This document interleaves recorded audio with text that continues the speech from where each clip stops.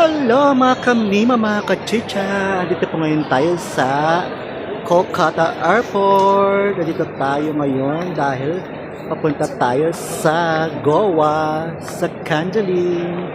Actually, itong Goa, Kanjalim, ay ito ay pinagmamalaki nilang beach dito na pinakamaganda dito sa India. Para siyang like Boracay, ganon.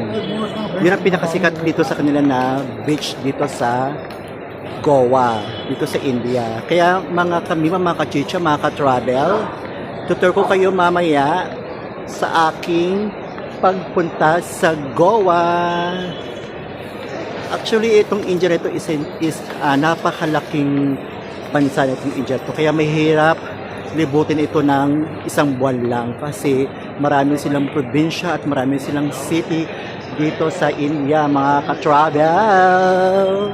Ako excited na makapunta dito sa Goa, mga ka-travel, because gusto ko sana makita talaga kung gaano siya kaganda, lalo-lalo na yung kanilang beach doon na pinagmamalaki nila dito sa India. At titikman din natin yung mga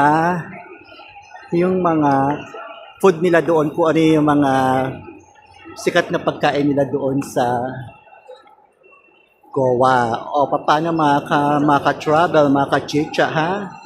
Samahan niyo ako doon sa Goa. Boracay, Palawan ang kanilang beach doon. O ito ang kanilang airport, o diba? Ang daming tao ngayon, ha, in fairness. At saka napakalaki ng airport nila. Napakalaki ng airport. Ganon. Tinalo ang airport natin sa Pilipinas. Walang sinabi yung Terminal 3. Nakita nyo naman dito hindi ko sa minamalit ang airport natin. Pero napakaganda ng airport nila dito. Saka malamig.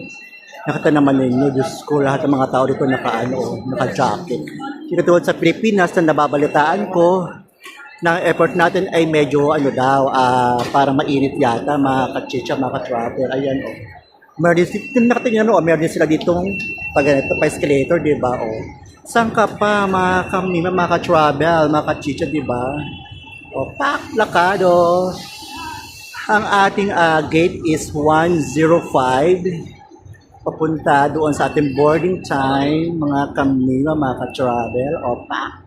Paano, ha? Kita-kita na lang tayo sa aking bagong update ng aking YouTube channel. Please subscribe, mga kachicha, mga kamima. Bye-bye. Mwah.